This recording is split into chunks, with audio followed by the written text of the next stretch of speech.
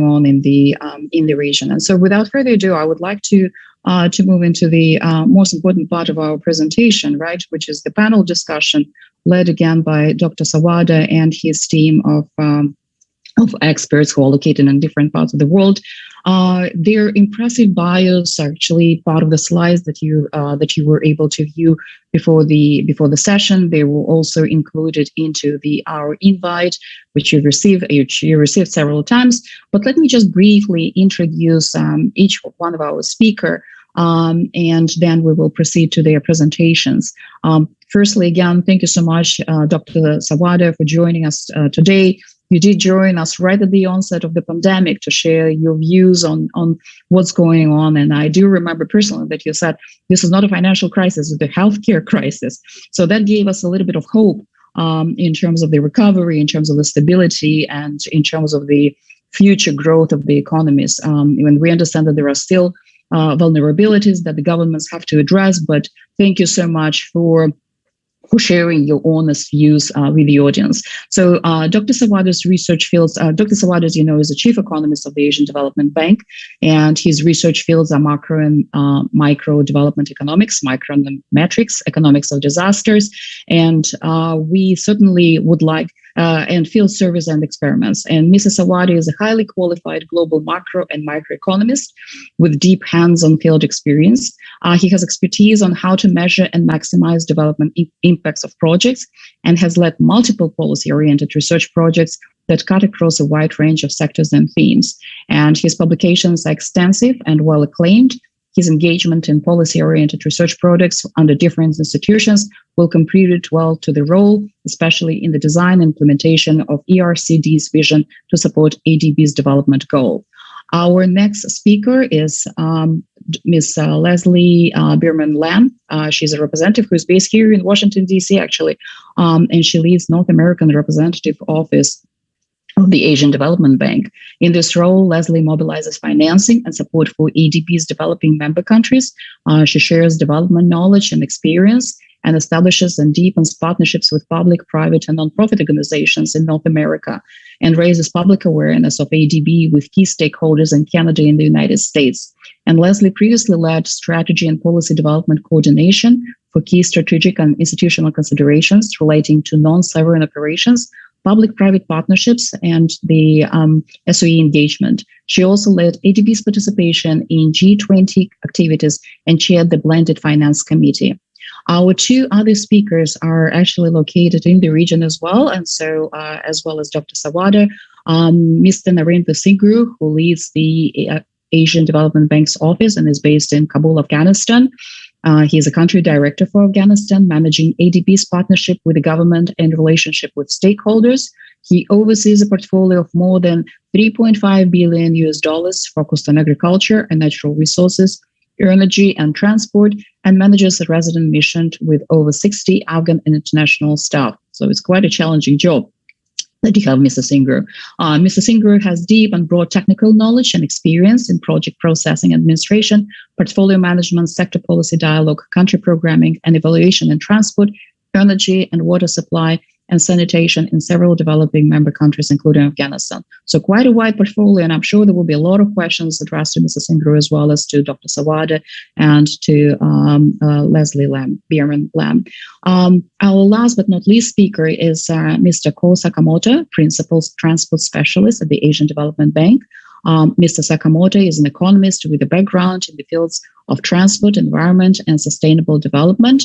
And he currently manages a team in charge of investment and technical assistance projects in the transport sector, covering Afghanistan, Azerbaijan, Kyrgyz Republic, Tajikistan, Turkmenistan, and Uzbekistan. So such an impressive portfolio as well, and covering one of the key sectors of industry that is of huge concern to our members and to the Central Asian governments, which is connectivity, and connectivity in terms of the infrastructure, in terms of trade, and et cetera, and political connectivity. So without further ado, let us then welcome our panelists, and I would like to present the floor to Dr. Yasuaki Sawada.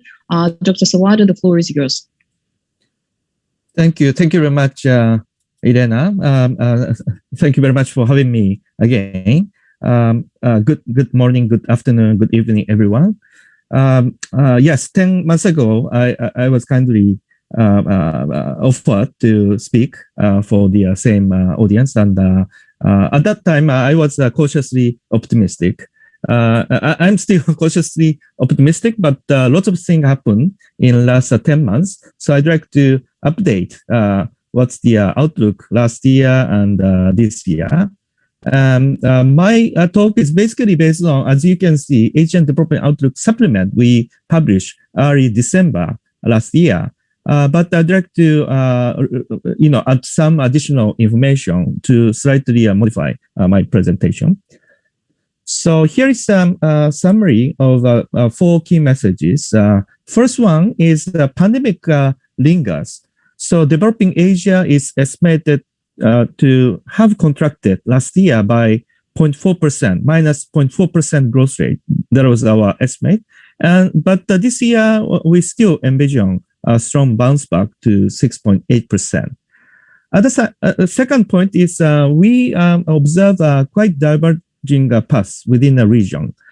East Asia has been doing well, due mainly to a faster than expected recovery in People's Republic of China and Taipei, China. East Asia has been quite strong, but South Asia contracted significantly last year.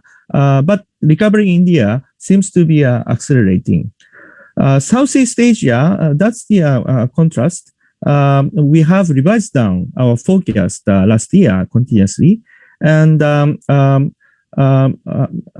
finally minus 4.4% last year. That was our estimated growth for Southeast Asia. Central Asia, we set our forecast last year minus 2.1%, and the Pacific, because of mainly because of tourism impact on tourism, minus 6.1%. So we observe this divergence path. And the third point is prices. Although we have some recovery, but depressed demand and low oil prices basically kept inflation low in last year, 2.8%. This year, we still envision lower interest rate, inflation rate, 1.9%. Having said this, risks are becoming more balanced. Some advanced economies, we see a rollout of vaccines. So risks are getting more balanced. So these are the 4 main key messages. So now quickly review what's going on in COVID front. So left chart shows the global situation of COVID cases. As we can see, this is, so left chart is a global landscape of COVID cases. We see yellow is United States. We observe a third wave came to United States, although number of cases are slightly declining. And Euro area green, also second wave, the region, sub-region encountered. And right chart shows the Asia. Southeast Asia still accounts for the bulk of region's cases. I mean, South Asia is largest cases. And Southeast Asia hasn't improved much with the number climbing up. And Central Asia in orange, right chart, orange is Central Asia. As we can see, number of cases has declined. And then there has been recent cases in East Asia, but still seems to be under control. And Pacific has a lowest number of cases. So this is a latest progress or evolution of COVID cases. Then encountering these cases, especially last year, April and May, most of the country imposed quite stringent controlling policies. And the left chart showing a stringency index compared by University of Oxford. And this is a daily index, composite index covering school closure, social distancing, workplace closure, etc. So after peak April, May last year, we see a continuously level is stringent level declining. Most economies has eased the containment measures as strict lockdown was deemed to be economically unsustainable. And moreover, just recently, in last 1 month or so, we see a quite sharp drop in stringency, left chart. Particularly Central Asia and South Asia, we see a strong decline in stringency or opening up policy. And right chart showing resulting mobility and economic activities, we see some sign of recovery in very recent weeks. Although there has been quite a fluctuation, but we see some recovery in recent weeks. And right chart mobility is based on Google mobility reports. So we started one new thing we have done after outbreak COVID is started using a high frequency timely big data to track COVID situation. After contracting a lot in exports, Asia's exports showing a green line have recovered in recent months. So green shows a strong recovery of exports. Region's recovery has been boosted by strong export of PPEs, health and medical equipment and supplies, and also exports of electronics and home goods. Probably demand for which increased during the pandemic for work from home arrangement, as well as in order to enjoying stay home and in order to enjoying Netflix and other services. So I think that gave a stronger momentum for electronics products export recovery. Having said this, not all in rosy on external front. We see, trade bouncing back quite strongly, but not everything is rosy. Tourism export remain abysmal as pandemic and associated travel restrictions remain in place. As can be seen in these two charts on international tourist arrival in various developing Asian economies. Georgia, from Central Asia, Georgia was included on left chart. We see all country tourist arrivals dried up in April and have not recovered at all since April last year. 88% to 100% decline in tourist arrival. So I think this is a really serious global tourism collapse we observe not only in Asian Pacific region, but also around the globe. Also, we have a cross-border input-output table, which can track a supply chain and global value chain relationship, and we can quantify what has been impact and what's the likely impact for this year, last year and this year. Using this input-output table, especially we can track spillover effects through a supply chain network. Together with continued outbreaks and international travel restrictions, this means many tourism-dependent economies should expect only a very, very gradual recovery in tourism even in this year, 2021. You can see in this updated macro impact assessment. So this is overall economic impact of COVID-19. This is not a growth forecast, but this is assessment.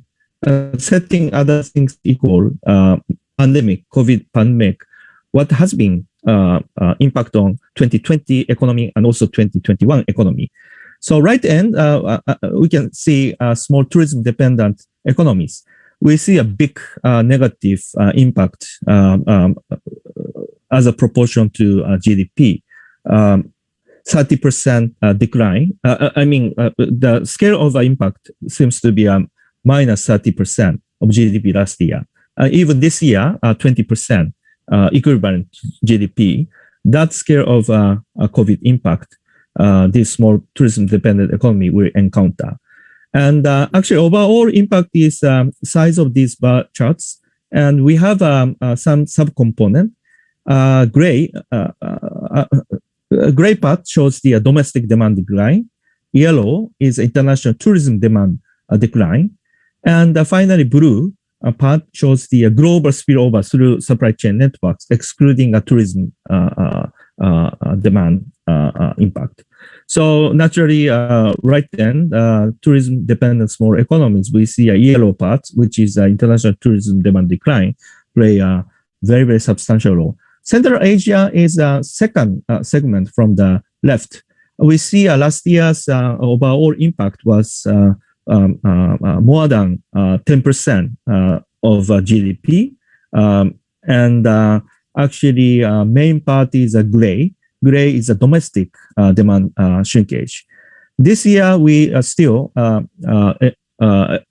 predict 10% decline.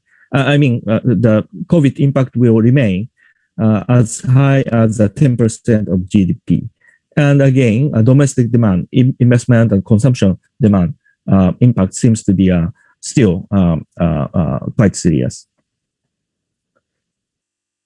And then in order to counter this massive COVID impact, all the countries in Asian Pacific and also around the globe started putting enormous stimulus package. And as a result, some negative consequences of COVID has been softened.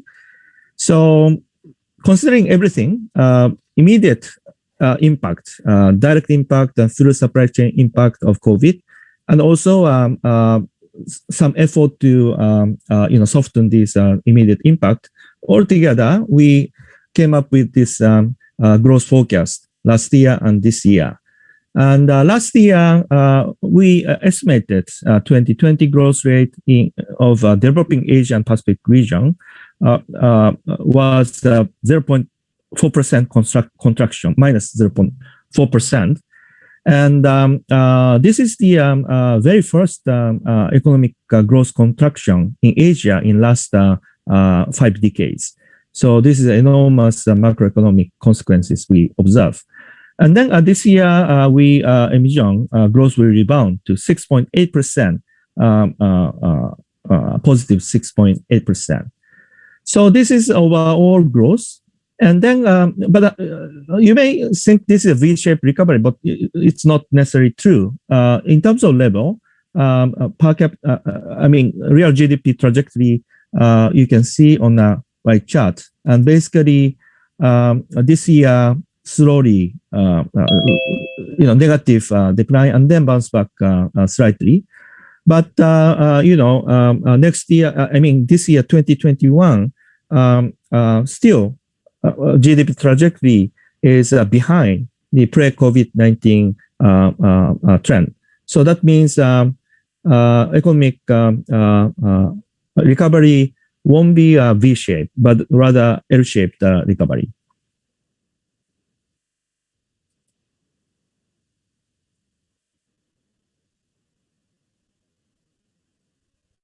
I'd like to briefly mention about sub-regional picture. So East Asia, as I mentioned, doing well. And last year's estimated growth turned out to be overall positive, 1.6%, left top. And South Asia, because especially first half of the last year was quite negative, COVID. Although we see some strong recovery, but overall growth was negative 6.1%. And then this year, we envision a strong bounce back to 7.2%. By the way, East Asia this year, 7.0% growth projection. Central Asia, sub-regional GDP estimation for 2020 was minus 2.1% contraction. And the growth projection for this year is 3.8%. GDP forecast for Kazakhstan, the sub-region's largest economy, were minus 3.2% last year. and 2021, 2.8%.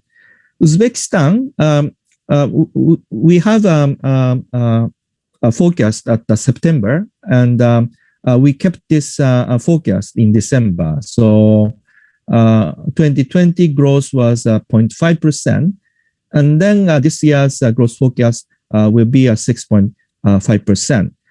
In Uzbekistan, growth fall down quite substantially last year. Industry contraction was 1.9% as a slowing natural gas and copper production, causing mining and carrying to plunge quite substantially. Though manufacturing rose by slightly, service declined a lot, especially in transport and catering and accommodation sectors. Agriculture in Uzbekistan rose slightly from 2.4% to 2.8% last year as ample water supply boosted the livestock and crop production. On demand side, pandemic-related disruption to supply of equipment and other inputs cut investment substantially. Net export remained negative, but deficit narrowed down slightly. This update sharply reduces the ADO 2020 growth projection. So Uzbekistan growth projection estimation was 0.5%. But this year we envision strong bounce back. And Southeast Asia, you can see quite negative, substantial negative. And this year we envision strong bounce back. Pacific, quite negative growth rate, minus 6.1%. As I mentioned, tourism sector was really seriously damaged. This year, we observed we envision some recovery, but 1.3% overall in Pacific region. So these are the sub-regional picture. So quickly, inflation outlook. This is at the early December 2020 before bouncing back of oil prices. Now we observe Brent crude oil price is more than $60 per barrel. So we see some sign of upward trend. But our estimate for 2020, depressed demand and low oil prices dampen inflation pressure. So inflation last year, we set the 2.8% estimate. And this year, especially we see effect of African swine flu on the pork prices, especially in East Asia and China, disappeared basically. So regional inflation in 2021, we expected to ease further to 1.9%. But this is without upward trend of oil prices we observed in last 1 month or so. So I think we may need to upward revise depending on the upward trend of oil prices. So 2 slides I'd like to briefly mention, and I'd like to stop. As I mentioned at the beginning, risks became more balanced. Basically, risks to the baseline forecast are becoming more balanced. The main risk is still prolonged pandemic, extended first wave or recurrent waves, which can derail the recovery and undermine stability in some economies. But the recent developments on vaccines and also rolling out in a few developed countries tempering this risk. So I think this is a very, very important new trend we are observing for developing Asia economies to benefit. I think a safe, effective, and timely vaccine delivery in this economy will be really need to be really supported. There are other risks beyond COVID-19.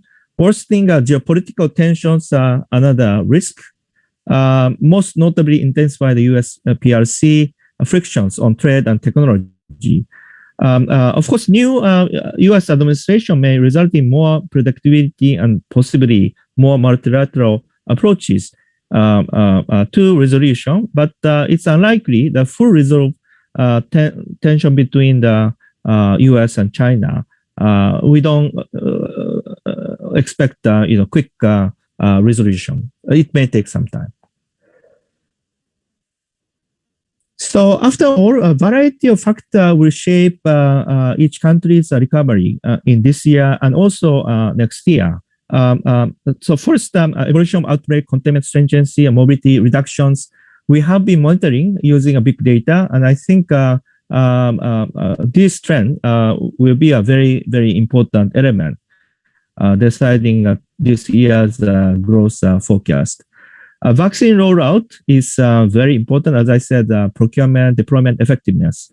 I think delivery is key, and speed and coverage of delivery. Recovery of external demand and terms of trade. We already see a very strong recovery latter half of last year. So whether this trend will continue or not will shape the Asia's growth trend this year. And policy responses, another key element. As I said, in order to counteract the negative COVID impacts, almost all the governments are responding with a massive policy packages. And ADB set up ADB policy database in April, and every twice a month we have been updating this database, basically compiling all the policy packages, not only fiscal but also monetary and credit and liquidity provision, etc., etc. We updated, announced the policy twice a month, and have been tracking all the ADB's development member countries and also developed member countries of ADB. Overall, developing Asia, massive scale of policy already announced and also partly started implementation, 3.7 trillion US dollars. That's the overall developing Asia's policy package, which is equivalent to around 15% of GDP. So this is a really massive scale.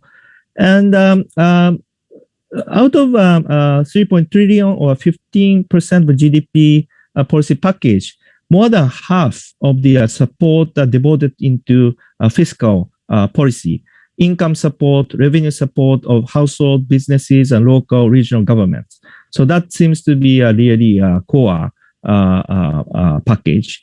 And then also, while tracking twice a month, we see amount of policy package converge and leveling off right now. So I think 3.7 trillion US dollars, that seems to be a sort of a steady state for now of overall policy package. And other miscellaneous factors, how COVID-19 directly indirectly affects the migration and remittances trend, and also some geopolitical trend will shape the each country's growth trend this year and next year. So with that, I'd like to stop my initial presentation. Thank you very much. Thank you so much, Dr. Sawada, for your very sober assessment of the economies in Asia, but at the same time providing us with the facts and the bank's analysis of what's going on and the policy packages that Central Asian and Asian economies are introducing during these challenging times. I think it gives a lot of food for thought for our members and for the government officials who are actually here in the audience. And I would like to acknowledge just a few of them. And you spoke about the tourism sector that it continues to affect Central Asian economies. We have the Tajik ambassador here, a newly appointed Tajik ambassador, His Excellency Farukh Amralizadeh. We also have representatives from the Kyrgyz embassy. I see Timur Kadermeshev here. I also see a representative trade attaché of the Afghan embassy, Jawad Joya. See a lot of our members here who are active in Central Asia, as well as our colleagues from the EBRD and World Bank. And of course, we see our good friend Bart Edish, who helped us actually bring you to our very first event. You did mention on your last slide, you talked about the remittances. And so maybe before we proceed to our next speaker, to Ms. Leslie Bierman-Lamb, I'd like to ask you a question about the consumer behavior. with the economic stimulus package, do you see a change in the consumer behavior? Are people spending more? Are they spending less? And what is the view that you have and you can share with us at the bank? So overall, high frequency consumer sentiment index and other, retail sales index, we see pretty much a similar trend to export. So export is part of demand. You can roughly say export reflect the country A's trading partners' demand. So we see some trend of a bounce back, and overall, recovery in the last half of last year, consumption. But whether consumption really recover back to the pre-COVID situation, it depends on the country. So we see only China and East Asia. We see some strong bounce back, but still, it's not really a full recovery, even this front runner. So I think that's a quick response to your question. Sure. Thank you so much. And you also mentioned about the policy packages and that you do the analysis of the policy packages that are being introduced by the Asian governments. What do you think will be the next radical step that can help stimulate the economy and that can lead to rapid growth? I mean, other than the measures that are currently being implemented across the world, is there one measure or maybe a set of measures that the bank strongly recommends, especially vulnerable economies, to introduce as soon as possible so that we can see a much faster recovery? So I think it's very important to continue fiscal expansionary support. Household, those who can convert it into work from home arrangement, they can continue work and they can maintain their income, which may be comparable to pre-COVID level. But those who lost their job or temporarily, stop working, I think they need continuous income for their livelihood. So I think income support, some type of income support is quite important. And also, on the other hand, business, especially service sector and tourism related sector, really extreme cases, really encountering still sharp fall down of demand. So I think businesses need to support to maintain their minimum operation. So working capital and also keep a certain number of employees. So I think support for the business and especially viable business. Once COVID disappear, those who can quickly return back and they can sustain their business.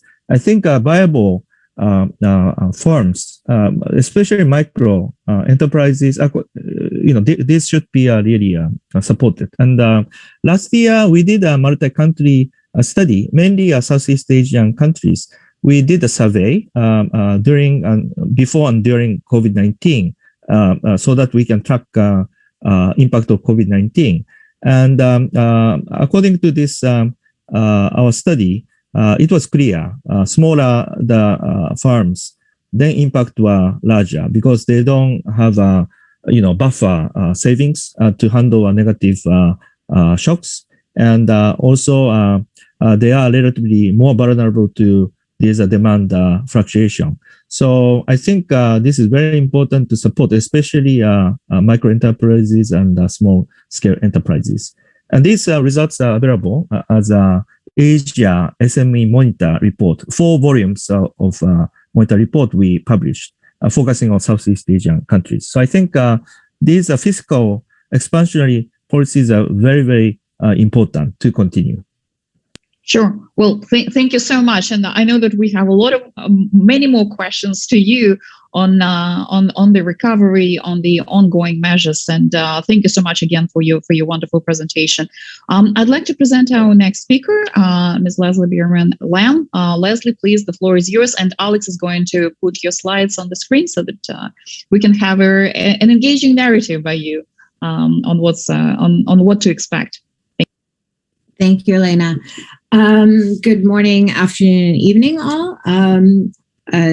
Thank you for the introduction, Elena. And I just wanted to switch gears slightly to talk a little about how ADB is responding to some of the investment barriers in the region. I don't think I need to go into what those investment barriers are. I think most people on this call are very well aware of them, but just very briefly, obviously, country ratings, requirement for longer tenor, high cost of capital, et cetera, all feed into constraints to investment. So I wanted to talk briefly about how ADB is addressing these constraints. And before I do so, one of the strengths of ADB is that we offer a suite of complementary solutions driven by our ability to work both in the sovereign and the non-sovereign side, which enables us to work upstream reforms down to downstream investment, everything in between and everything on either side. So just briefly on what we're doing in upstream reform, we are engaged in significant policy work in the region, including strengthening the investment climate, private sector participation, fiscal resilience, social protection, infrastructure financing, financial and capital markets development, SME financing, among others. So I won't go into specific projects. Just in the interest of time, I'm happy to elaborate if there are any questions on our specific work in these areas. But I just wanted to highlight bond market development is another area where we're engaged, not only in terms of helping the policy environment, but also active participation. We've just issued our first local currency bond in Kazakhstan to the tune of $20 million US equivalent, and the proceeds of that bond will go to promoting residential mortgages for women borrowers in rural areas. So that's another way that we engage. Moving on to PPP activities, ADB prepares projects for tender, obviously with the intention of having these be bankable. We have a dedicated project preparation facility for this purpose. We also provide transaction advisory services for both government agencies as well as private sector participants. We provide capacity development activities. And in the area of reform, for example, in Uzbekistan, we're helping with the draft of PPP law and amendments, as well as considering the establishment of an infrastructure financing intermediary vehicle that will hopefully address long-term infrastructure finance needs. Moving on to private investment, my colleagues will speak to some of the actual specific projects that we're engaged in, but I just wanted to say a word overall about ADB's work in this area. Often people think of development institutions as working only with governments, but we work a lot with the private sector on a non-sovereign basis, and even with SOEs as long as there's no recourse to the government. So ADB in this space has to provide what we can call additionality, which is bringing something to the market that is not otherwise there. And that can take the form of financial additionality or non-financial additionality. So our engagement helps to demonstrate the long-term viability and sustainability of projects, particularly in new sectors and new regions. Helps provide longer-term financing, which is necessary. We mobilize private finance. That's a very strong target of ours. For example, in our strategy 2030, for every dollar of ADB's capital, we hope to mobilize $2.5 in long-term private finance. We help to improve the environmental, social, and governance elements of activities, improve technology, etc. And our work is done on market terms with no recourse to the sovereign. Again, we're working in solar, petroleum expansion, new IPPs in various economies. But despite ADB's participation in these activities, there still are times where our co-investors need additional credit enhancement or de-risking solutions to enable them to participate and invest along together with us. So ADB provides a number of de-risking solutions, starting with our credit enhancement, products. These are typically provided together with an ADB investment. So either ADB is investing equity or debt, and that will come along. We can provide credit enhancement. We do not guarantee equity. We only guarantee debt. We provide partial risk guarantees, which cover transfer restrictions, expropriation, political violence, breach of contract. We provide partial credit guarantees, which cover both commercial and political risks. These can actually be in local currency. We provide a policy-based guarantee, which is implemented subject to an agreed set of reforms. We also provide blended finance solutions, and this is where we use donor third-party capital that we invest along with our capital to mobilize private finance for the private sector. This is a very powerful tool as a de-risking tool. Canada has been very generous with the Canadian Climate Fund, and we do a lot in this region in energy under these blended finance structures. We have a very new product, which actually I'm quite excited about, that was rolled out in January, which is ADB's private sector window, which is funded by I'll try not to use acronyms, Asian Development Fund, ADF donors. That is fully grant basis. And again, that grant financing can be combined with commercial-based financing to de-risk investments. We also have a very new structure, which we're rolling out, whereby a letter of credit will be provided to support off-takers' obligations as an independent letter of credit to pay the independent power producers. ADB will further credit enhance that letter of credit by with a guarantee, which will then be supported by a sovereign counter indemnity. And what does that do? That enables ADB to have direct recourse to the government should the payment obligations not be met. And this is we're very excited about this. It's a new way of spurring investment. It enables the LC to be provided at a reasonable price, reduces the credit risk of the off-taker, reduces and mitigates payment risks of the SOE or government off-taker. There is cross-default to all of ADB's indebtedness should those payment obligations not be honored. And it's done on a policy-based pricing rather than commercial-based. An example of where we are implementing this is in Uzbekistan in a solar PPP program, whereby ADB is acting as a transaction advisor, helping to develop sustainable projects for the government's solar energy development strategy. The PCG structure is being offered at tender, and with the expectation and hope that bidders are then incentivized to lower the cost of tariffs when they bid for the project. And the coverage is up to 6 months of PPA payments per project. I wanted to end briefly on sort of opportunities, partnerships, and platforms. I'll note Carrick is a very strong platform that exists. My colleagues will be speaking about that. But just, these are other ways to be engaged. In terms of opportunities, I often hear that U.S. companies find that bidding is challenging due to the cost of certain goods and services. I will note that in all of ADB's activities, we do consider life cycle costs in the bidding procedures. So that is a consideration. And we also require a value for money analysis to be undertaken when we engage in PPP tenders. So that should give some comfort.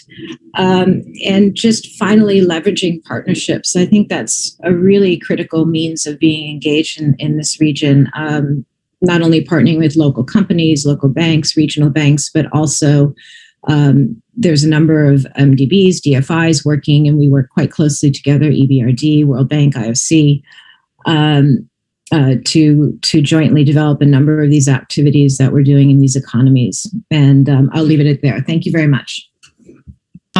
Sure. Well, thank you so much for your assessment and for focusing on the private-public partnership activities, and emphasizing the important role that the private sector and companies do play in the economic recovery, and also in the country's ability to repay their borrowings and their debt eventually. So, and we do applaud you for your efforts in introducing the bonds in Kazakhstan and also helping the government of Uzbekistan with the solar project. That's, of course, a very encouraging, I think, message to our companies who are actively involved in the energy sector. And so having ADB and having the transparency that ADB brings to Central Asia is, of course, a positive signal and a positive factor for our companies.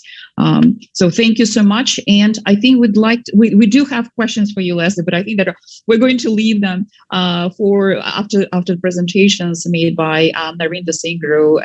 So I'd like to present our next speaker, Mr. Narinder Singru, who is based in Kabul, Afghanistan, and we have a wide representation of Afghan companies in this audience, in this room. Mr. Singru, the floor is yours.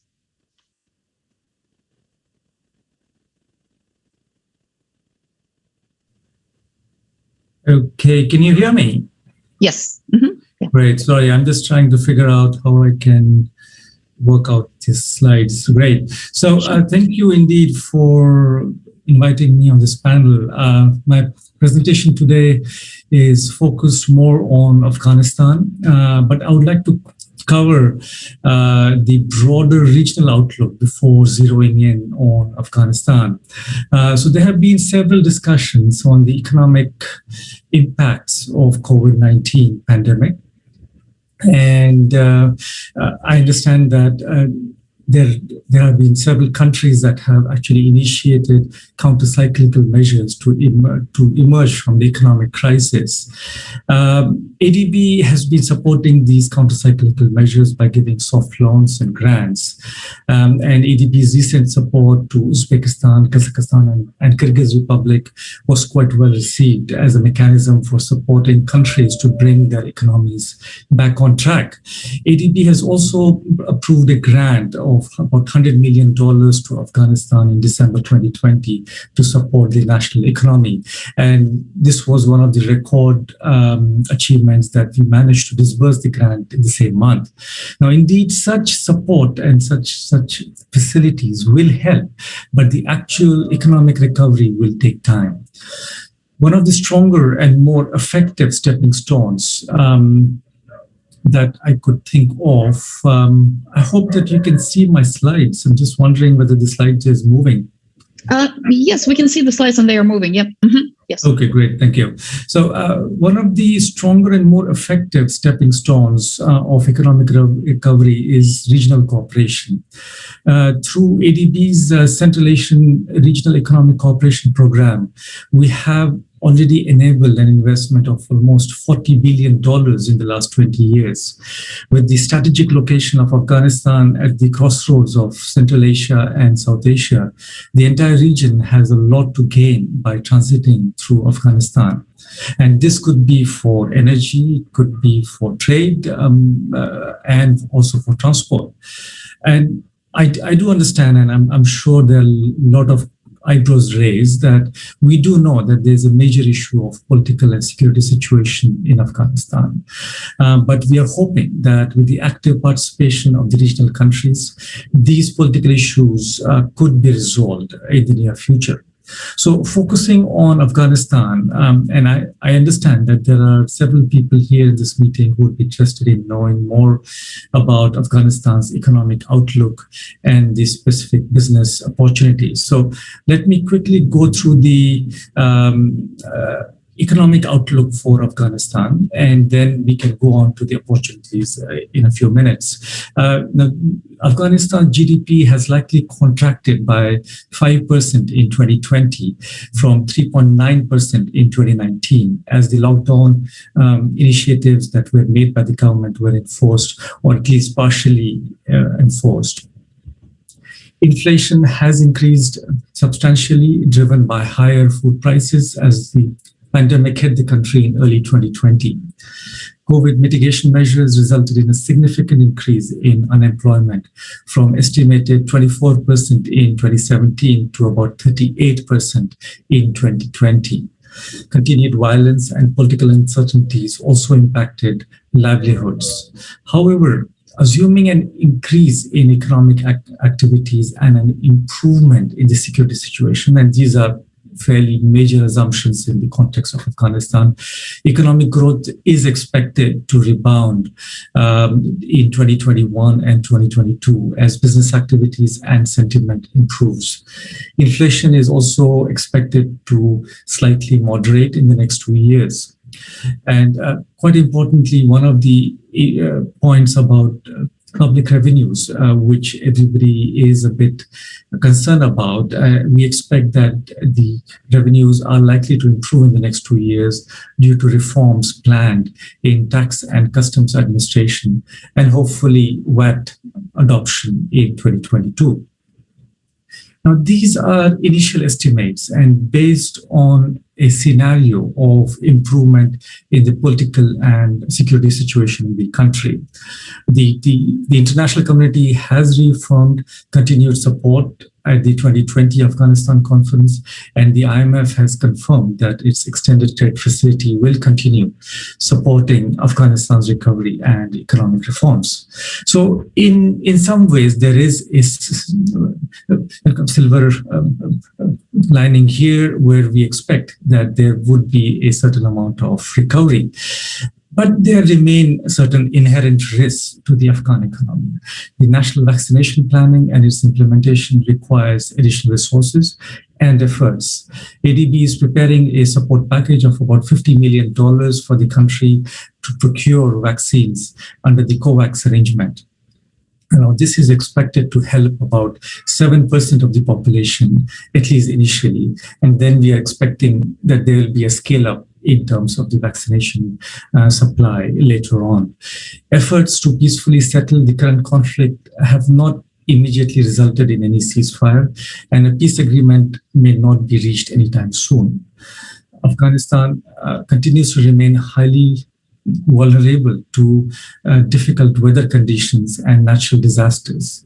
I understand that there are signs of a drought becoming increasingly visible. During the workshop this morning, His Excellency President Ashraf Ghani hinted that the country could be facing a drought. On the positive side, and believe me, working in Afghanistan, one needs to be a bit optimistic.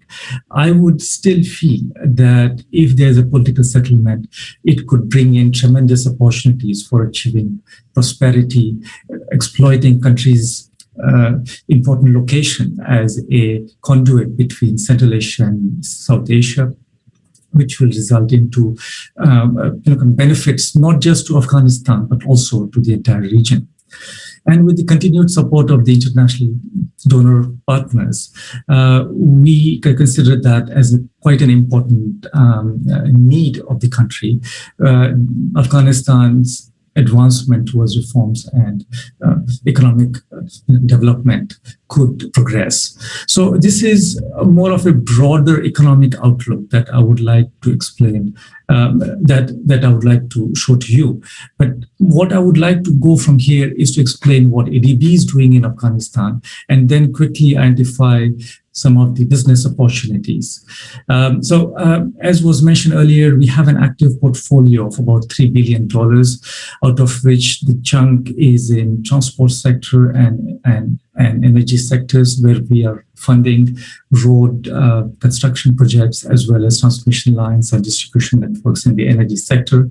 In the agriculture and natural resources sector, we have about $745 million invested, and we have recently entered into the health and public sector management sectors. In terms of the achievements, we have indeed already achieved certain successes in the agriculture sector, where we have managed to create more than 1.5 million short-term and long-term jobs, as well as having positively impacted more than 7 million people. We have also helped in the construction of transmission lines, substations, distribution networks, as well as constructed 2,000 plus kilometers of roads across the country. In terms of what is kind of available, or what kind of opportunities are available for the businesses, especially who are interested in Afghanistan. We have been working quite heavily on the transport sector side. We helped the government in construction of the Haratan to Mazar-e-Sharif railway project, which has been one of the key contributors to linking Afghanistan with Central Asia, as well as it helped a lot during the COVID situation, where the borders were closed for traffic, but the railway line was still operational. We have new initiatives coming up in the road sector, especially in the construction of the Salan Tunnel, as well as the railway line, which is expected to link Central Asia with South Asia. And this, again, was discussed this morning by President Ashraf Ghani, where he is being very keen on developing railway infrastructure.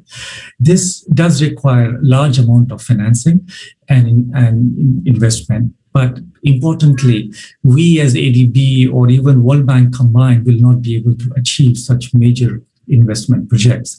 This requires a lot of interest and investment by the private sector. One of the other quite interesting opportunities is the construction of multimodal hubs, where we are hoping that the actual construction and even the operation of these hubs could be taken care of by the private sector.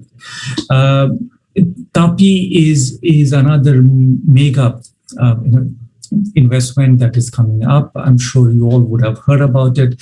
This is the gas pipeline connecting Turkmenistan down to Pakistan and India. The phase one is expected to cost about $7.7 billion, and it will require a heavy investment, not just from ADB, World Bank, and the other multilaterals, but also from the private sector. We have a very innovative structure for the TAPI investments, and we are hoping that the private sector would be able to take this as a flagship initiative and take it forward.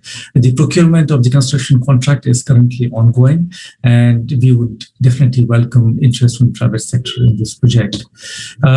Apart from this, there are a host of small size investments which ADB will be giving a grant for.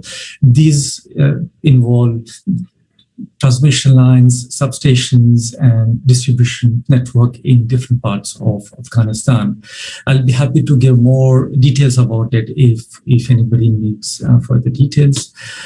This slide is one of the most important one for me because ADB is quite keen on scaling up its investments to the PSOD window. PSOD is our private sector operations department, where we give loans to the businesses in the country for construction of infrastructure works. We have already invested in the Kandahar solar power project. We have also given a loan for the Mazar-e-Sharif gas-fired power plant, and we are currently negotiating for the Herat 25 megawatt wind farm project. So the focus is on renewable energy, and we are hoping that we can attract private sector investment there. Thank you. Thank you so much, Mr. Singer, for reviewing the Afghan economy and the bank's engagement with the Afghan government, as well as highlighting the issues, the risks, and the challenges and opportunities of doing business in Afghanistan. And of course, political stability is a crucial factor to our companies, especially when you talk about investments. So it's predictability, stability of the political landscape that are included into the company's assessment of the viability and favorability of the climate, the business climate in Afghanistan.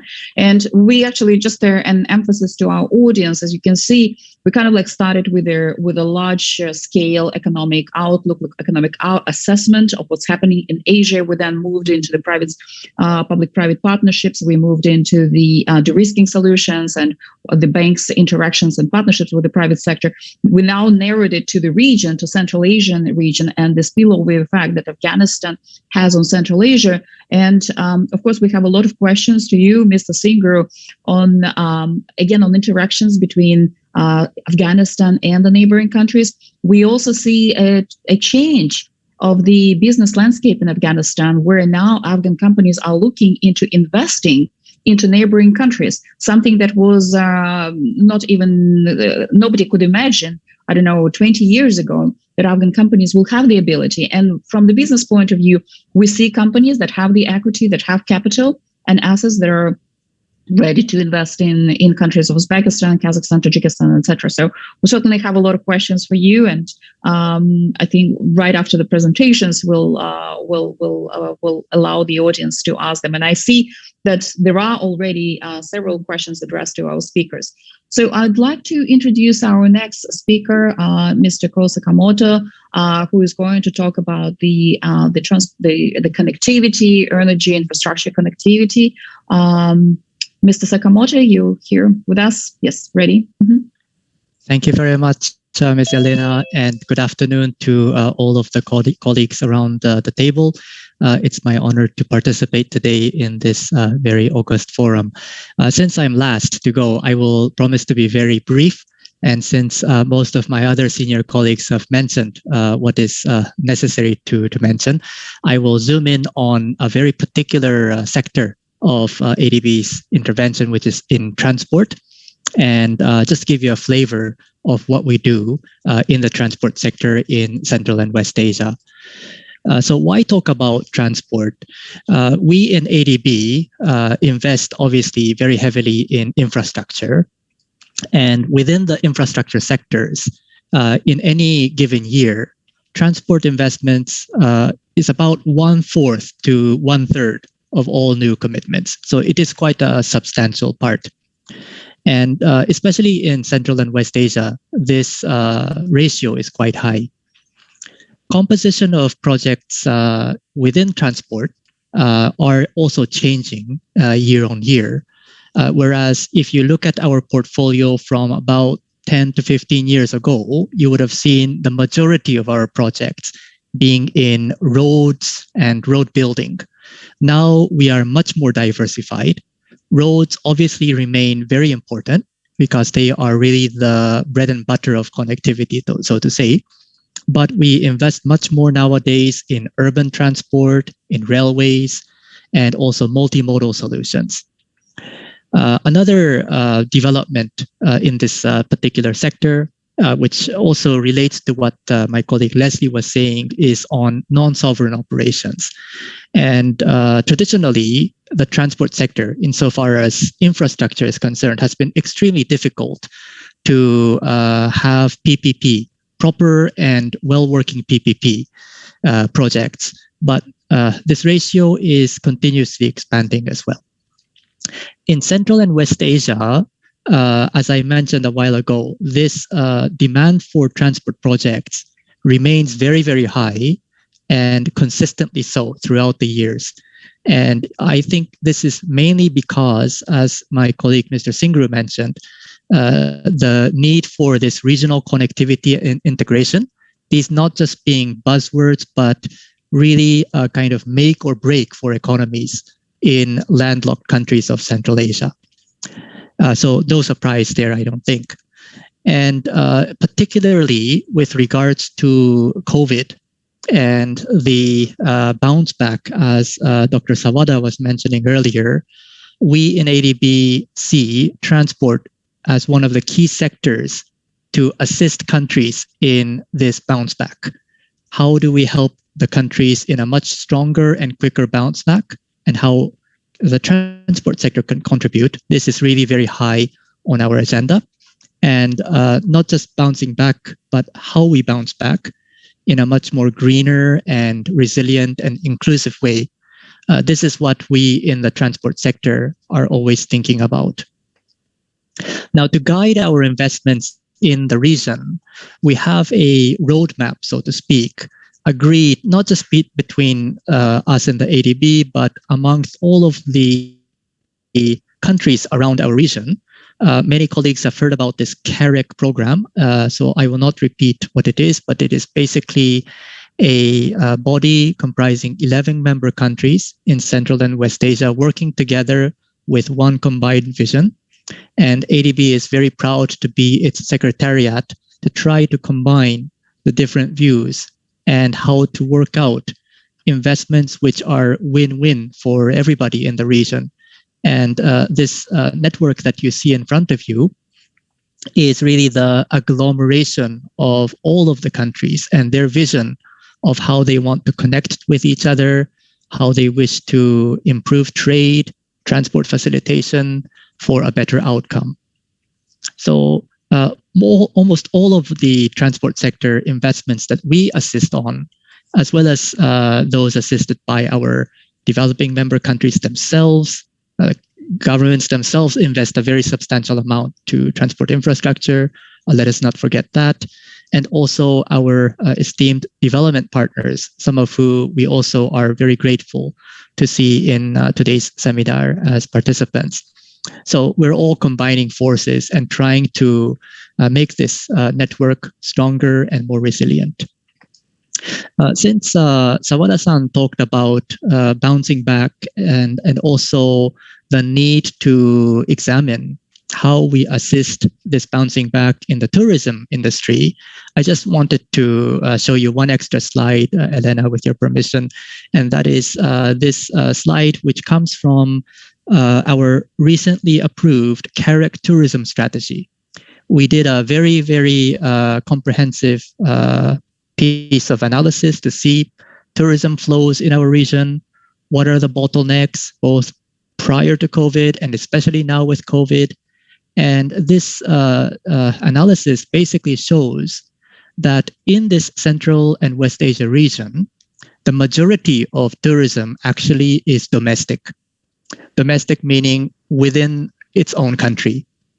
And second are those tourism flows which come directly from neighboring countries. So if you are Uzbekistan, then most of your tourists come from immediate neighbors, such as Kazakhstan. And this is no surprise because if we examine the history of these nations, of course, previously it was really much more integrated.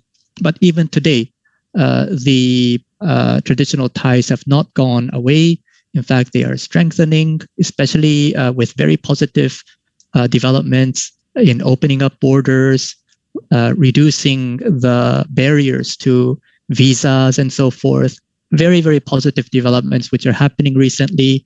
And this is spurring also this regional tourism.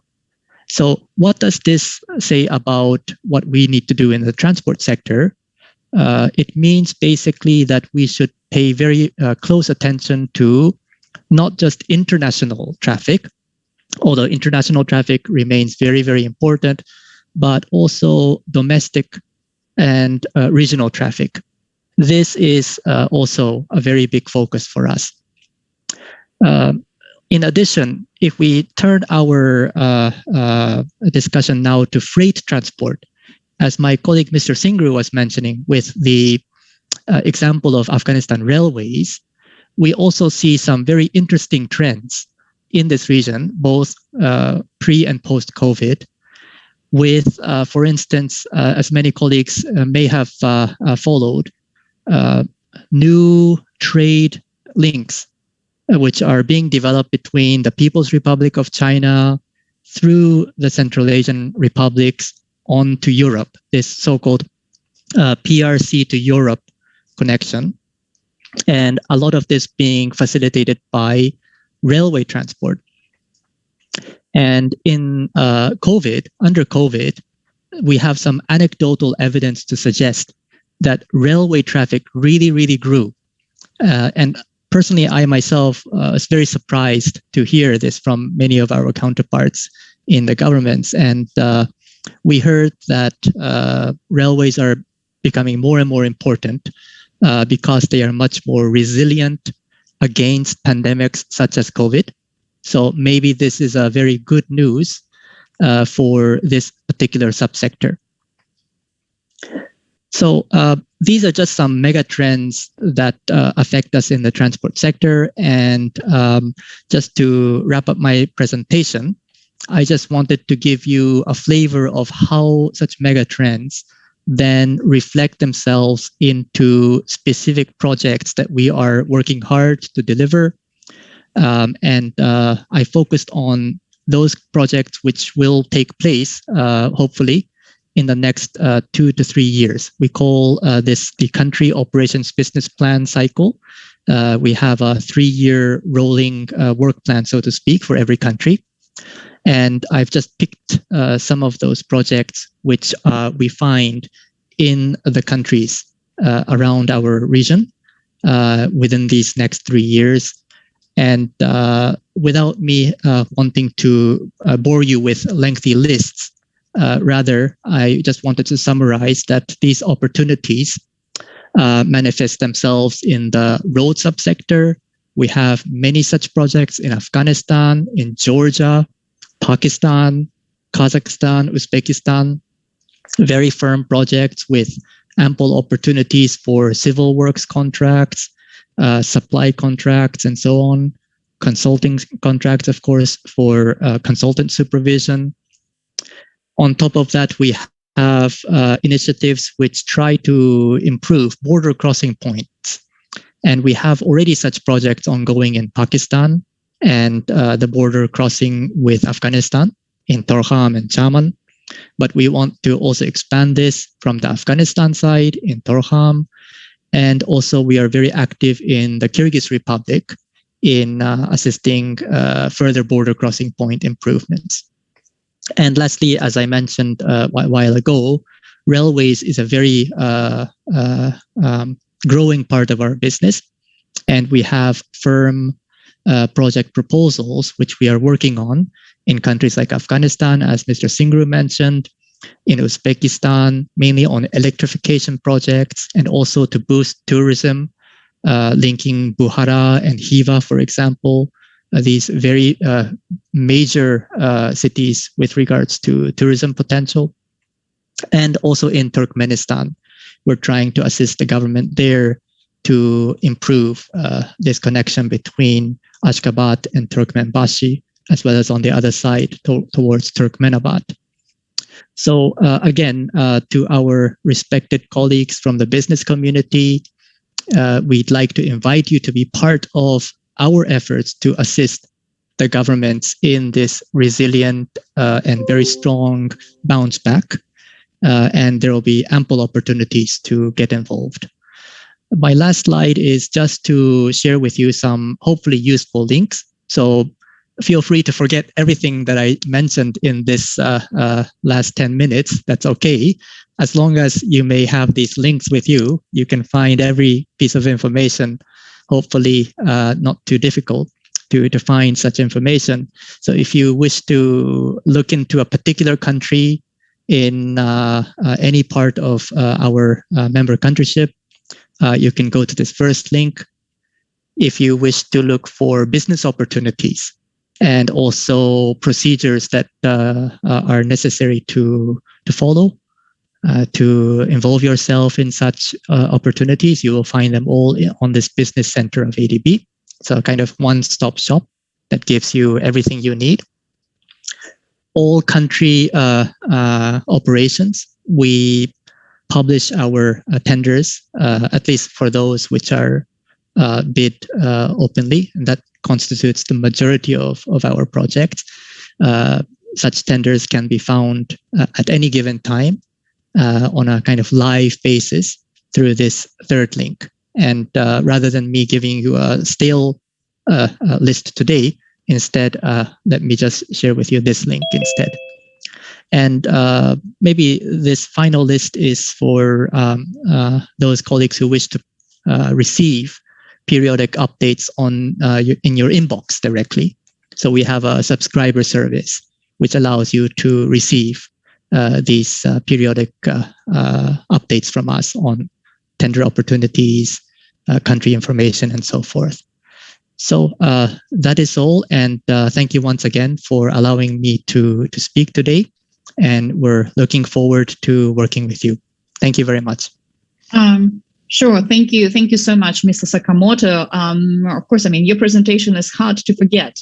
So I know that you're encouraged to forget the slides, but you did provide us a great summary of what's going on in terms of the regional connectivity, transportation infrastructure, and the private sector role in again helping the countries be more connected. It is one of the weakest points in Central Asia, not only because of the geography, but also because of the still developing and fluctuating infrastructure network. We do have a question, and so the Asian Development Bank. And before we move into the to pose questions to other panelists, we see a very heavy effort by the Asian Development Bank and by other institutions in investing and helping with their hardware infrastructure, railways, automobile roads, and etc. However, what is the bank doing in terms of improving the software infrastructure? Now with COVID, there is a preference to move towards more contactless interactions. Let's say for the trucking industry, I know that there is a representation from the IRU that is moving towards e-customs declarations. What is the bank doing in helping Central Asian countries upgrade their infrastructure, the software and manpower infrastructure? Thank you. Elena, thank you very much for this very, very important question. And let me explain that in ADB, actually the majority of staff time is spent on the soft side improvements because it is less visible, so to speak, but equally important, if not more important, than just the infrastructure alone. And let me please just give you one example of Pakistan, where we have been very active in this sphere and replicated in other countries as well. In Pakistan, we have been working the last 5 years to develop or help develop the country's first national transport policy.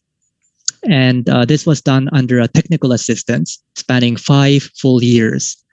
And this provided a kind of framework for the country to set its priorities in the transport sector. What are the policy objectives?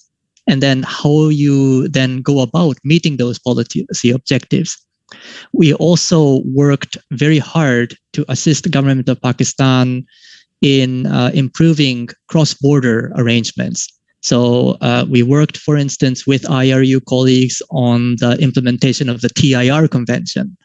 And also, since we have a lot of colleagues from Afghanistan, this APPTA is a very, very challenging piece of transport facilitation instrument, which is still not fully operational.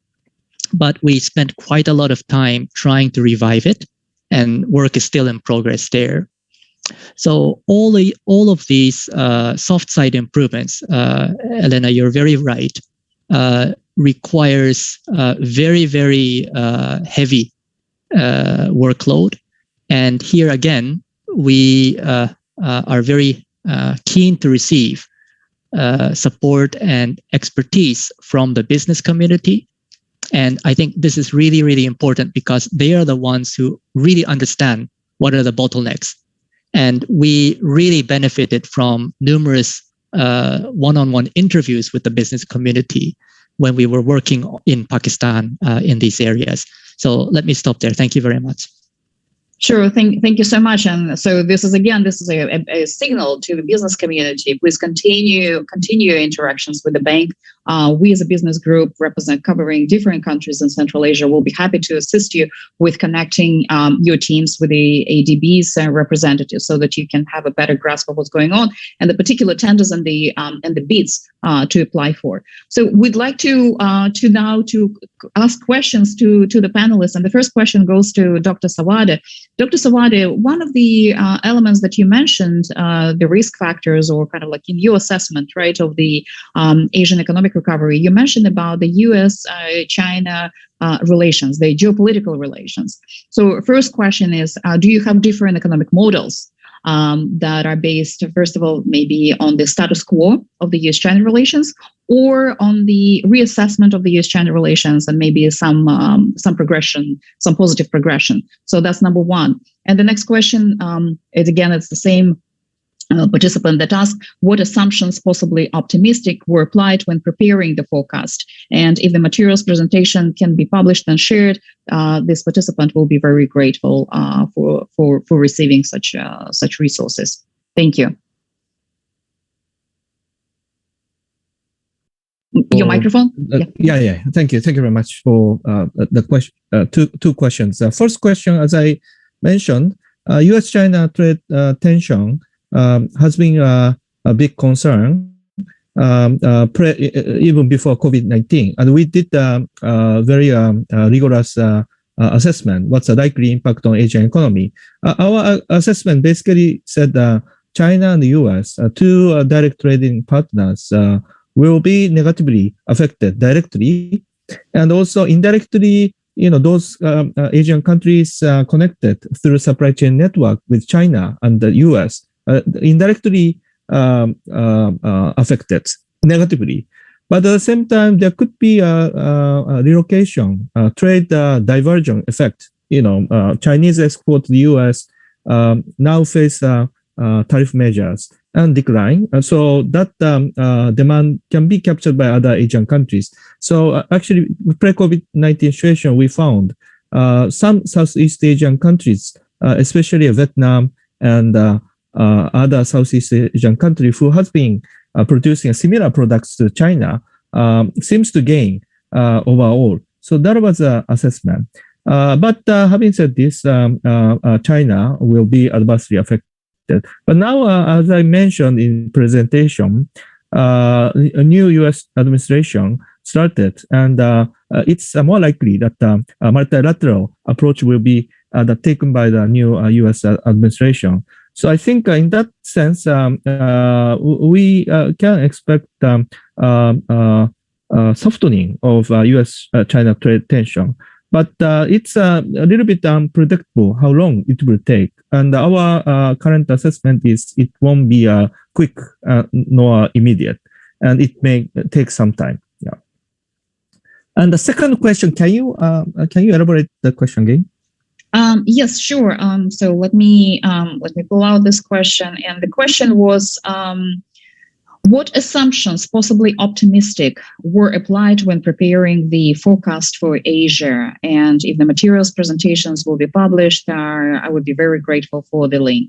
And I think that you've alluded already in your presentations different scenarios, and so maybe if we can share the presentation with the audience, that will be helpful. Oh yes. But yes. if you have any assumptions. I'm happy to share the presentation materials with the audience. And actually, as we see in the presentation, growth rate recovery will be V-shaped. Also, level is not the V-shaped, but rather L-shaped. And we envision 6.8% overall growth rate of developing Asia. So I think that's underlying assumption is basically health crisis will be under control this year, 2021. And also, the mechanism behind this control can be either, rollout of vaccines substantially cover the population in this region, or other non-pharmaceutical measures and other elements leading to, strong control of pandemic. So I think that's our underlying assumption, 6.8%. But we are now revising our assumptions, and also we are getting daily data of vaccine rollout. So we are now updating, and we plan to release updated forecast in April. late April. So I think in 2 months, you can see the updated forecast using the granular Q1 information. Sure. Again, that will be available on ADB website in April. Sure. Thank you so much, Dr. Sawada. And during your presentation, I mean, you covered the economic assessment very well in much detail. And the question from the audience is, do you feel there is a part of the economy that will be able to increase savings? You mentioned about the tourism sector being one of the most vulnerable. Is there an alternative? So there's the subsequent question: is there an alternative to the tourism sector that can help Asian economies go back into the pre-COVID? Saving means people's saving. Correct. Yes, savings. Yes. Actually, maybe I can respond in a different way. As Cole and also Leslie and Narendra emphasized the role of infrastructure investment and financing. And pre-COVID situation, we did a study a couple of years ago. We did a study how much we need, developing Asia and Pacific region need to continue economic growth and poverty reduction trend, as well as help achieve climate goals, both mitigation and adaptation. So we did this assessment, and according to this assessment, developing Asia needs 1.7 trillion US dollars. That scale of infrastructure investments are necessary in transport and energy, digital, ICT, and water.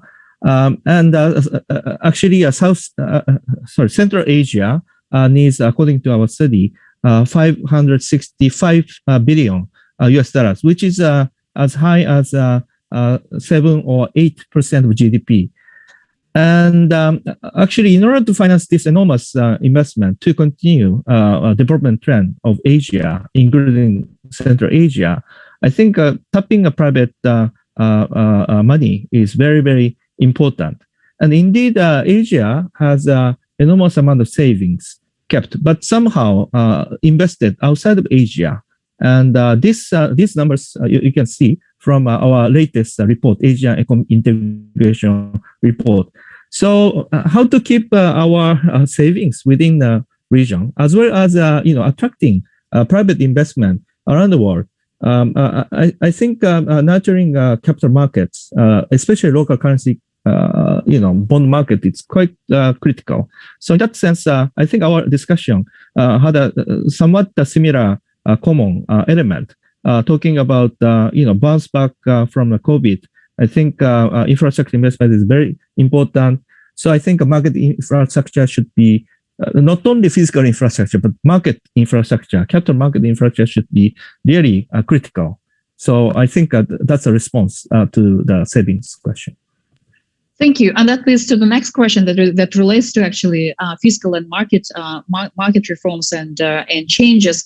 So during the pandemic, issues such as uneven labor markets, vulnerable social protections or fluctuating social protections, and the corruption have become the focal points. And so, what is ADB's aid package to Central Asian and Asian economies, right, to address the uneven labor market, strengthening social protections, and fighting corruption? And when we talk about corruption, the participants wants to know about the transparency of the procurement of the government procurement systems. How is the bank assisting economically? So maybe I can provide a broader question, and colleague panelists, other panelists may follow up. ADB set the next 10-year strategy called Strategy 2030 2 years ago. And this strategy has 7 priority areas. And number 1 is poverty reduction, including addressing inequality and also addressing issue of guaranteeing decent jobs. So different policy measures, different sectors and themes ADB has been helping. And so that's the Strategy 2030 goal number 1. And the goal number 6 is governance. So governance is strengthening basically institutional capacity to tackle administrative delivery of services, taxation, etc., etc. So there are a number of concrete projects in this governance target as well. So I think ADB has been, setting a broader strategy to handle and tackle this issue, and also concrete projects are nested into this broader. But one notable example, I would say, for poverty reduction or addressing labor issue. So after outbreak of pandemic, many countries started doing cash transfer or food transfer provision. And actually, this is an example from the Philippines. In May, government started food transfer programs called Bayan Bayanihan program. And ADB supported. This is a grant operation, not a loan operation. Supported this food transfer program. But when it comes to targeting, we need information. Where are the targeted group, vulnerable groups, and adversely affected group? Our research department used the satellite imagery to make a very granular poverty map of the Philippines. And using this granular, big database poverty map, we set the priority community, and that was used for food transfer operation. So I think this is one example how ADB's resources and innovative knowledge combined to support the policy engagement of our client countries. So I think this is one example. Well, thank you so much for so much detail and for such a thoughtful and again very solid assessment of what needs to be done and the review of the measures. And with your permission, we'd like to ask questions to other panelists. And so to Ms. Lam. So there is a question from the audience on have ADB, PRG, PCG, and PBG in specific cases led to rating upgrade for the financing? By which rating agency or agencies, and how many notches? Can we get a list of such deals? And just before you respond to this question, we'd also like to say that we received a lot of questions from the audience. We'll try to answer them all, and please just please continue to stay with us. Your questions are very sharp, and we certainly want to ask them. And then the next question to you, Leslie, is the letter of credit product is quite normal process through the rights of subrogation, and would like to get more details on the solar project in Uzbekistan. So, would you like to take these two questions? Thank you. Sure, thank you. I'll take the second one first, actually. I'm just trying to find the actual name of the project.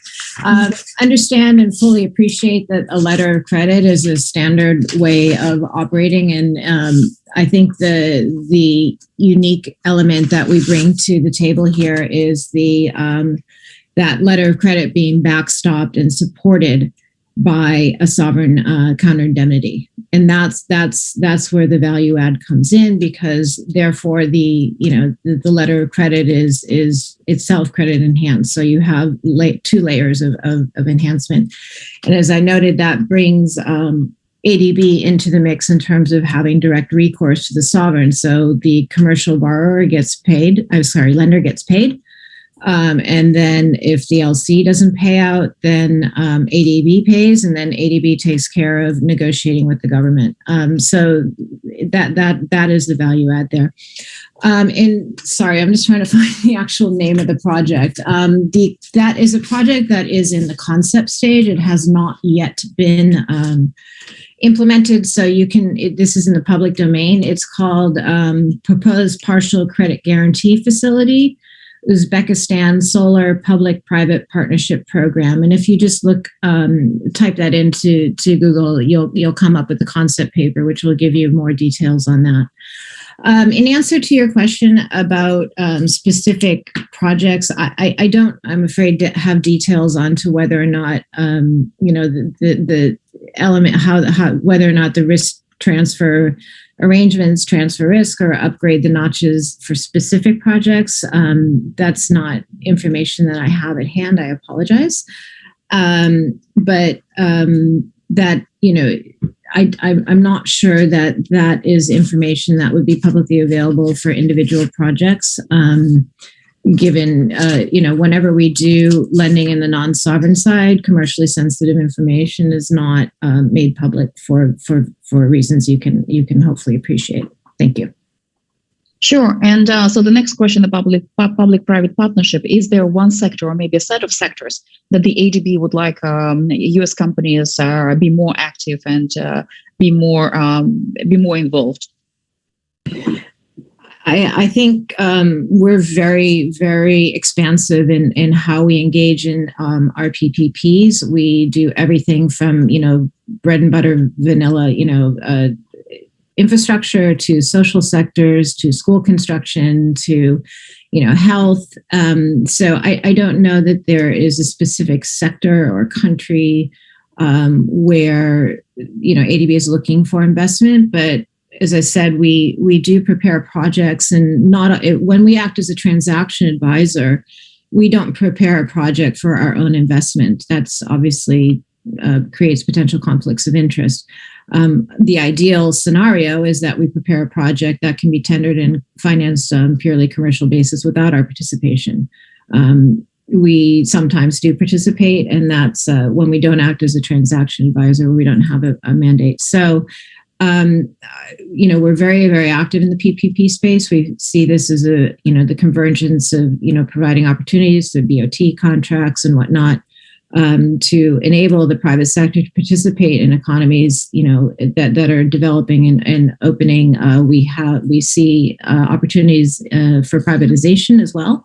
So the short answer is no. There's no specific sector that we're looking for engagement, and I think we're really trying to be expansive and moving beyond infrastructure to try to get engagement in other areas in social sectors as well. Sure. Thank you so much, Leslie. And we'd like to hear now the views of Mr. Narinder Singh on Afghanistan and the population growth trends. What is your prediction for the next 10 years for Afghanistan, and what role will Afghanistan companies play in the larger region of Central Asia? And the question that is also linked to that is that, do you feel that will the next generations of Afghans pay for the national debt? And with the recognition that, of course, there is a lot of donor aid coming to Afghanistan, what are your views? Thank you. Thank you, Elena. These are all quite valid concerns. And let me start off with the population growth trends.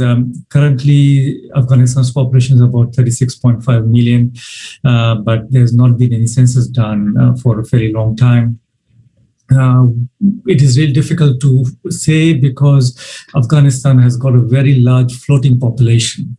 There is a large number of refugees that goes to Iran and Pakistan for work, jobs, livelihoods, and also to live there.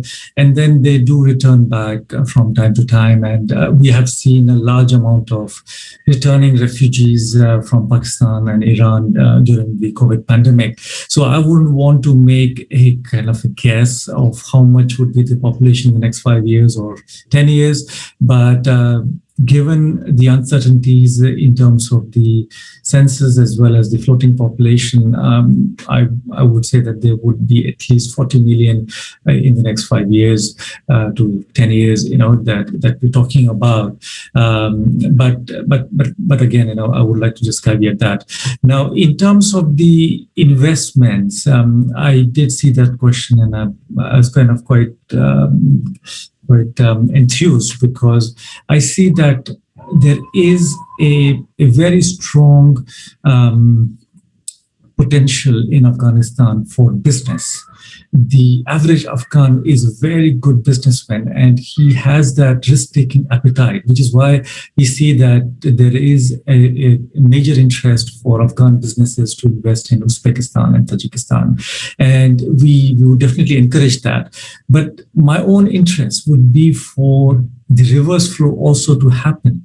And this is where I have been making a strong pitch for Uzbek companies to work in Afghanistan, because there is a natural link between Uzbeks and the northern Afghans, especially because a lot of northern Afghans are ethnically Uzbeks.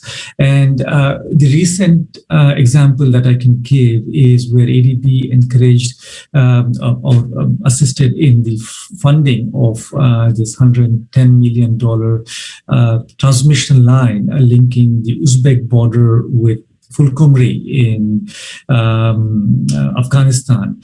And this particular contract was given to an Uzbek company to construct.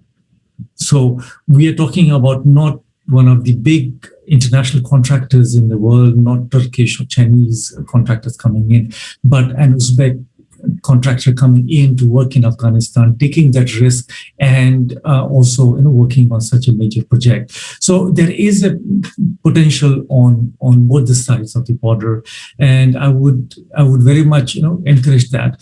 Just going back to an earlier question that you had made about what have been the social protection measures that have been assisted by ADB, and also this question about corruption, which is quite a big issue in Afghanistan. So on the first point, ADB has been helping the Afghan government in terms of cash transfers to the local areas, to the remote areas, distribution of bread to the needy people during the COVID-19, as well as distribution of wheat packages to poor households in Kabul city. There have also been certain pension payments made to the old age people where they have been registered under this biometric registration. So as such, we have been helping also on the social protection side quite actively, but the needs are huge in Afghanistan, and ADB alone will not be able to handle all of these requirements, and that is why we are partnering quite actively with the World Bank, IMF, and also the other donor partners in these social protection measures. One final point is on corruption, which is a hugely debated issue in Afghanistan. And there are a few steps that ADB has taken. One of the very important steps is that our procurement processes are very transparent. So although the actual contract is signed between the government agency and the contractor, say, the actual transfer of funds is done directly by ADB to the contractor. So we don't send our funds to the government and the government pays to the contractor. No, the funds are paid directly by ADB to the contractor based on the actual work done.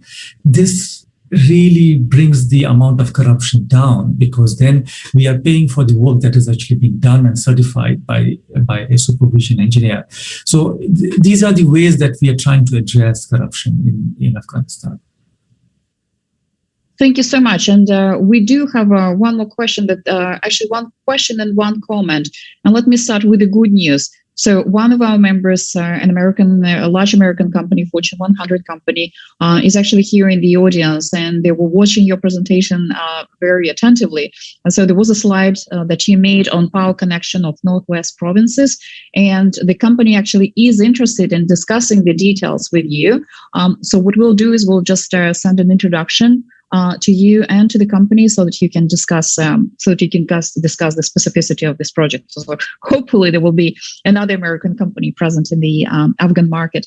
And the question that came from the audience is, ADB currently implementing its health COVID-19 and PSM projects through the Afghan government-owned institutions such as National Development Company and etc. Is it a short-term decision or ADB's policy change in order to involve the government-owned entities in the construction of ADB projects? Right. This is a very interesting point. This is one of the first times where ADB allowed the construction work to be handled by a state-owned enterprise. But normally, ADB would always have an open procurement process where there would be international contractors, national contractors pitching for that particular work. But taking into account the urgency of constructing these COVID hospitals, because these hospitals that we are constructing are for addressing the COVID needs in the regions. And there was this urgency to construct these hospitals quickly, and also for these particular hospitals to be located in areas where people could go easily. Now, some of these areas are obviously not fully secured, as in, it is not really easy for all the contractors to access these areas because of anti-government element activities there. So what we did was to engage with the National Development Corporation, which is a wholly government-owned entity, and which has the capacity of constructing structures quickly, because they have this technology for constructing using this prefab construction techniques, where they are able to construct one hospital of 50 beds within 2 weeks or 3 weeks. That is their speed that they have boasted to us. So our objective was a quick response, because construction of hospitals is needed very quickly, and an efficient response that would not get interrupted because of security issues. So that is why we had this exceptional step of engaging the National Development Corporation for constructing these hospitals. Going forward, it is not necessary that all the contracts will be given to the NDC, not at all. On the other hand, we would encourage the NDC to participate in construction work outside Afghanistan, because then there won't be any constraint on them to work on ADB-funded grants and loans. But within Afghanistan, we would definitely have a limitation of allowing state-owned enterprises to work on ADB-funded projects. Well, thank you for providing such a detailed answer to this particular question. So, and again, we do appreciate your hard work in Afghanistan, and certainly look forward to connecting you with companies that are interested in doing more work under the NDB umbrella. I see that there are more questions, and so there is one question from the audience about that we would like Dr. Sawada to answer live. What are the travel restrictions into Central Asia? Negative tests, quarantines, completed vaccinations, any countries with total travel bans? Dr. Sawada, would you like to take this question? Oh, yes, thank you. Thank you very much. I thought I gonna type it, but I wrongly click answer live. Okay. But anyway, in the chat box, I put our latest report, Asian Economic Integration Report, just released last week. And this report has one figure 5.15, international travel restriction by our member countries in last year, monthly trajectory. And actually, this is the composite index showing a level of travel restriction, which is composed of screening arrival, quarantine arrivals, and also travel ban, all regions or partial region. Partial country. So I think this figure can answer your question. Yeah. So I think sure. This is information I'd like to share. Thank you. Sure. Thank you so much. And I know we're running over time, but we do have one question, a very provocative, well, somewhat kind of like a question from the audience about ADB's cooperation or work with AIB and with the Chinese government on infrastructure development. Is there an overlap? What kind of partnership do you have, and what kind of discussions do you have to help Central Asia improve its infrastructure? And I would also like to draw the audience attention to the questions that were answered by Mr. Sakamoto. I'd like to read them so that everybody can see, because I don't know if the audience is checking the questions, the Q&A section. First question came, my name is Idem Yavutsi. I'm Managing Director at the World Trade Center, Accra, Ghana. My question is to Mr. Ko Sakamoto. As you indicated, no sovereign projects are on the increase. What are some of the new models being employed, and what is driving this trend? And the response is, thank you for your question. Non-sovereign projects are growing, especially in the realm of airports, maritime transport infrastructure, and urban transport services. Here you can see a list of recently approved non-sovereign projects in the transport sector. And then there is a link that is provided. Please go to the answer section, and you will to copy the link while it's available. The next question is, in terms of connectivity, especially in case of Afghanistan, national connectivity is the prerequisite for regional connectivity. How far it is national connectivity important or strategic to ADB? in the future outlook. And the response is, of course, indeed, national connectivity remains a foremost consideration in our support to Afghanistan. Most of our projects support both national and regional connectivity at the same time, since they tend to be national highways of regional importance also. And if you have more questions to Mr. Sakamoto, he kindly provided his email address. So please feel free again to copy the email address. And I think it's also part of your slides, Mr. Sakamoto, correct? So that we can direct the audience into asking questions directly to you and sending you emails. Certainly, please. Mm-hmm. Yes, and if you don't mind answering the question on AIB and the Chinese government, and if there is an overlap, if there is a partnership with cooperation on infrastructure modernization and development. Thank you. Okay, thank you very much. So let me start with AIIB. AIIB is a multilateral development bank, just like ADB. And as with many other MDBs, as with many other of our development partners, we have very, very strong and a growing cooperation because we share our interest in supporting our common member countries. And in the case of AIIB and ADB, we have now a memorandum of understanding since a couple of years, through which we are now working on very concrete joint co-financing of many projects. So rather than competing, let me say it's more a complementarity between our organizations. And we work very hard between us both to try to make sure this complementarity exists so that we can combine our strengths and bring to our member countries a much larger scale of support than we can otherwise do ourselves. For the People's Republic of China, of course, they are a very important member country of ADB. I am not necessarily involved in operations within the People's Republic of China.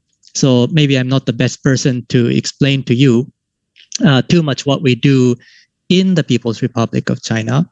But insofar as investments done by the People's Republic of China within our region, Central and West Asia region, since they are also a very, very large a source of development assistance, bilateral assistance, largely through Chinese Exim Bank and other banks, we of course coordinate.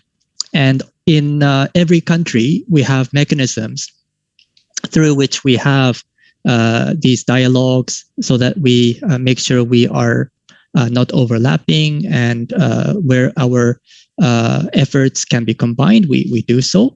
And maybe not necessarily through co-financing of projects, but for instance, if you have a stretch of road and we make sure that we do one part, whereas the People's Republic of China, they do another part, and we make sure it connects.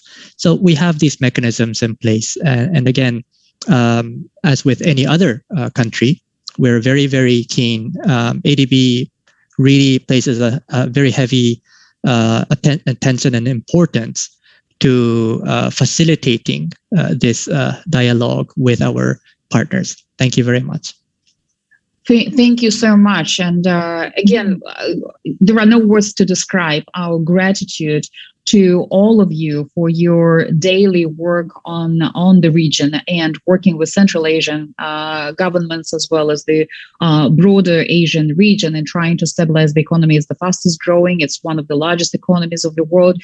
And so certainly we do appreciate everything that you do and providing our companies with the opportunities to bid for new projects and to help the economies in Asia get back on their feet in the shortest terms possible. I mean, given the pandemic and given the other macroeconomic indicators.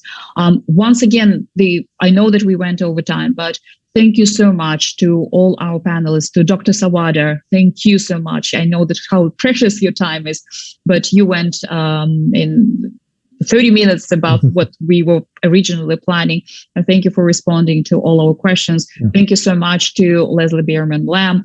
We welcome you to DC, and we look forward to many more discussions with you and bringing our companies to you so that you can have more detailed discussions with the private sector on what can be done in terms of the PPP and other opportunities.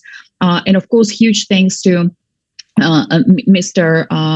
Mr. Kosakamoto for the trade connectivity. We certainly look forward to working with you on different models, on transportation and infrastructure developments. And lastly but not least, Mr. Narendra Singh, thank you so much for being in Afghanistan. Thank you so much for bringing Afghanistan to this discussion and for connecting it with other countries of the region. We certainly appreciate, again, your personal contributions and the bank's contribution to this particular region.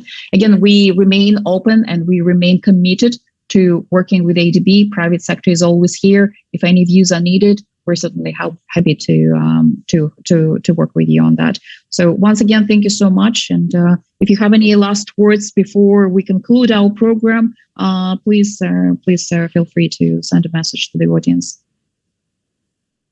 Thank you very much, Elena. Thank you very much, colleague. Thank you very much, participant. I really enjoy discussion. And as I put in the chat box, Asia Economic Integration Report, full of figures and updated charts available to answer your further questions. So please feel free to look at. And thank you very much again. Thank you so much. Thank you so much for the opportunity, and we look forward to hosting you again. And hopefully by then, after you release the next assessment, maybe it will be not cautiously optimistic, but a little bit more optimistic. More optimistic. I hope so. Yeah. Yes. Until then, please stay safe, stay safe, and stay healthy, and have a good day ahead. Thank you. Thank you. Sure. Thank you so much. And thank you so much to everyone. And we look forward to seeing most of you on February the 23rd, when we're going to host 6 Central Asian ambassadors to discuss the global supply chain and how Central Asia can be considered as an alternative to the global supply chain. So thank you so much again. And we look forward to seeing you. And like Dr. Sawada said, please stay safe and healthy. Thank you. Thank you. Bye. Thank you. Bye. Thank you. Bye-bye.